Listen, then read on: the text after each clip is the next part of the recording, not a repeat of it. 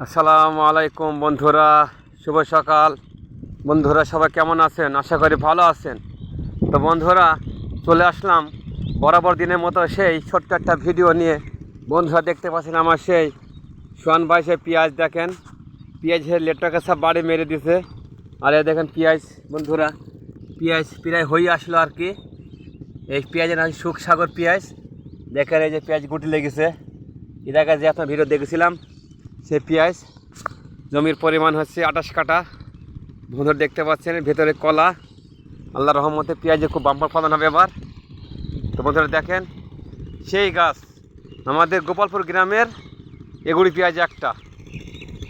এর মতো পেঁয়াজ আমাদের গ্রামে কারোর হয়নি। পেঁয়াজ আছে আরও নামলা পেঁয়াজ।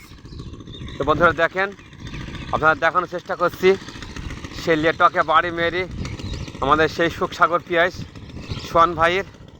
তো বন্ধুরা দেখতে পাচ্ছেন সেই একের পেঁয়াজ আল্লাহ দিল্লি পরে ইনশাআল্লাহ এবার সোহান ভাই একটু লেটকে বাড়ি মারবি। তো বন্ধুরা ভালো থাকবে, সুস্থ থাকবেন, দেখা হবে পরের ভিডিওয়। আসসালামু আলাইকুম রহমতুল্লাহ।